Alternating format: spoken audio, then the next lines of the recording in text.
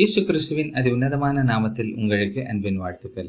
பரிசுத்த வேதாகமத்தில் மத்தேயு எழுதின சுவிசேஷம் 6ஆம் அதிகாரம் 10ஆம் வசனத்தில் நாம் இவ்விதமாய் வாசிக்கிறோம். உம்முடைய ராஜ்யம் வருவதாக, உம்முடைய சித்தம் பரமண்டலத்திலே செய்யப்படுகிறது போல பூமியிலேயும் செய்யப்படுவதாக. எப்பொழுது ஆண்டவர் மனிதனை தன்னுடைய ரூபத்திலே தனக்கொப்பாகவே படைத்தாரோ அப்பொழுது ஆண்டவர் அவனை இந்த பூமியில் பிரதிநிதியாக வைத்தார்.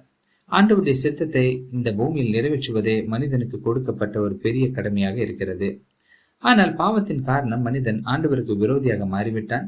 மேலும் ஆண்டவருடைய சித்தத்தை நிறைவேற்றக்கூடாதபடிக்கு தானே ஒரு இடையூறாக மாறிவிட்டான்.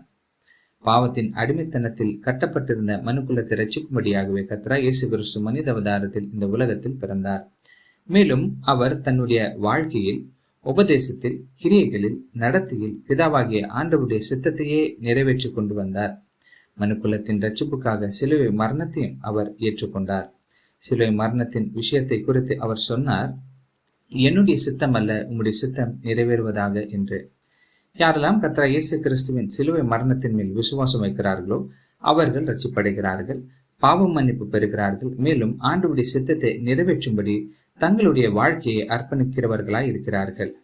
பிரியமானவர்களே, கர்த்தராகிய இயேசு கிறிஸ்துவில் ரட்சிப்படைந்து நீங்களும் ஆண்டவரிடம் உம்முடைய சித்தம் பரமண்டலத்திலே செய்யப்படுகிறது போல பூமியிலேயும் செய்யப்படுவதாக என்று சொல்ல வேண்டும் என்பதே ஆண்டவரிடத்தில் உங்களுக்கான எங்களுடைய வேண்டுதலாயிருக்கிறது.